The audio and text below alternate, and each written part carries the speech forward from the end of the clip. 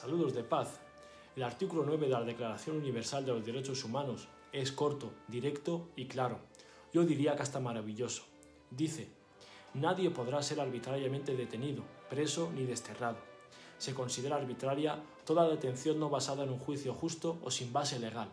Nadie debe ser encarcelado simplemente por ejercer ciertos derechos establecidos en la Declaración Universal de Derechos Humanos, como la libertad de expresión, artículo 9, la libertad de culto, artículo 18, o el derecho a solicitar asilo, artículo 14. Ser libre de la detención arbitraria está estrechamente relacionado con otras secciones de la Declaración Universal de Derechos Humanos, como el derecho a la vida del artículo 3, la prohibición de la tortura y otros tratos crueles, inhumanos o degradantes del artículo 5. La arbitrariedad es una de las manifestaciones de la represión y la injusticia. De ahí que los juicios arbitrarios, la persecución de los opositores políticos, la privación de libertad por razones de opinión e incluso encarcelación de ciudadanos corrientes por protestar contra los abusos, como son los casos de expropiación de tierras, de propiedades. No hace muchos años entendíamos que estos atentados contra la libertad y la seguridad de las personas eran exclusivas de las dictaduras. Sin embargo, esa diferenciación entre una dictadura y una democracia ya no es tan clara y manifiesta como antaño. El Consejo de Derechos Humanos de la ONU cuenta con una oficina llamada Grupo de Trabajo sobre la Detención Arbitraria que se dedica a velar por el cumplimiento de este artículo. Sus informes anuales son muy ilustrativos. Nos ofrecen una imagen interesante sobre el panorama de respeto a la libertad de las personas a nivel global.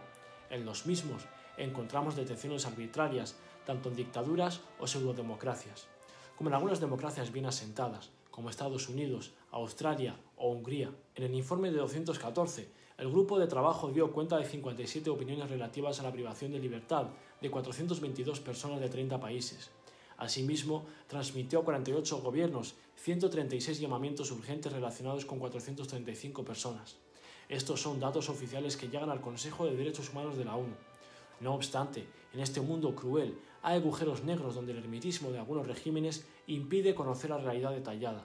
Hablamos de Siria, Eritrea, Corea del Norte, Libia y demás países donde no existe la sociedad civil. Los defensores de los derechos humanos, los periodistas y los opositores suelen suponer el grueso de las detenciones arbitrarias en diferentes partes del mundo, y también inmigrantes y refugiados. Decíamos que las diferencias entre las dictaduras y las democracias se reducen con los años, y hay que decir que lamentablemente no para bien.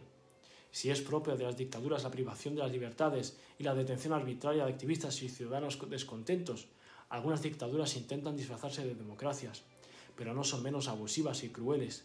En esta segunda categoría de regímenes suele cambiarse de nomenclatura y pasan a adoptar una terminología parecida a la jerga democrática, de modo que en lugar de detener a las personas bajo la acusación de desviación de la línea ideológica del partido único o del líder supremo, afinan las acusaciones y elaboran escenarios para hacer caer a sus objetores.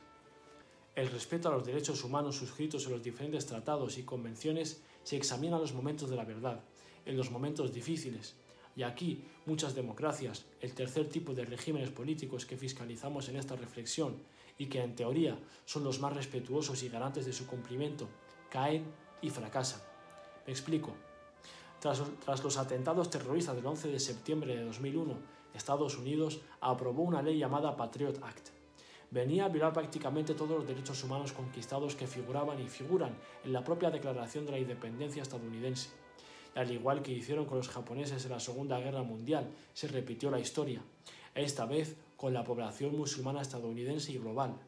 Por su liderazgo mundial y por la rabia causada, los diferentes países del mundo fueron copiando esa ley patriótica para hacer lo propio con sus poblaciones, y de forma más específica, contra las poblaciones musulmanas. Esta cooperación internacional, llamada guerra contra el terrorismo, se llevó por delante miles de vidas inocentes, miles de detenciones arbitrarias, la creación de cárceles secretas donde el manual de la tortura de la CIA se ponía en práctica. Y por si acaso la justicia estadounidense pudiese poner alguna pega, se crearon campos de concentración fuera del territorio yanqui, como Guantánamo, que sigue abierto más de 2 décadas después. Muchos países cooperaron en las detenciones arbitrarias estadounidenses, como España, con los vuelos de la CIA que utilizaban nuestros aeropuertos. Después se rectificó esta política, que es lo digno de un país democrático. Otros países no rectificaron, muchos de ellos estados árabes, que no contentos con colaborar en las detenciones, convirtieron sus territorios en verdaderos agujeros negros para la tortura y la desaparición de muchas personas. Volviendo con nuestro país en su lucha contra el terrorismo internacional, especialmente tras los atentados terroristas del 11 de marzo en Madrid, se lograron avances interesantes en esta lucha, que es de todos, pero el precio aún no se ha calculado, ni creo que haya nadie interesado en calcularlo. A modo de dato, más de 1000 personas fueron detenidas arbitrariamente, por sospechas infundadas, por chivatazos falsos. Se detenía a 10 inocentes por cada detención bien fundada. La justicia funcionó para estos liberados o sentenciados como inocentes o no culpables, pero lo que muchos no ven ni se han preocupado por ver es cómo tras esas detenciones, cantadas a bombo y platillo los informativos, se volvía un infierno al ser estigmatizadas. Decenas de personas inocentes fueron desterradas, expulsadas o repatriadas, a veces a países con regímenes dictatoriales que practican la tortura de forma sistemática. Para terminar esta reflexión, les recomiendo agarrarse bien a sus asientos, porque no hay pueblo que sufra tanto estas vulneraciones de derechos humanos y la privación de la libertad como un país bajo ocupación. El Centro Palestino de los Derechos Humanos cifra las detenciones de palestinos a manos de las fuerzas sionistas entre 1967 y 1988 en 600.000 palestinos y palestinas, adultos y menores, que han pasado al menos una semana en las cárceles israelíes. Han oído bien, 600.000 detenidos. Y en solo los 3 meses siguientes, al 7 de octubre de 2023, se detuvieron más de 8.600 palestinos y palestinas, incluidos niños. Son datos del Centro Israelí de Derechos Humanos, Hamoked. Como pueden deducir, en los momentos difíciles, como es un ataque terrorista, hasta las democracias traicionan sus ideales y sacan a relucir su racismo subyacente, su sustrato cultural islamófobo, su desconfianza y su disposición a sacrificar sus valores y principios en favor de la cultura de la violencia y policíaca. La humanidad y los derechos humanos solo pueden funcionar y respetarse cuando se sustentan en una fe inquebrantable, cuando están en el centro de interés y no al servicio de otras lógicas y otros intereses, generalmente espurios. Con Dios.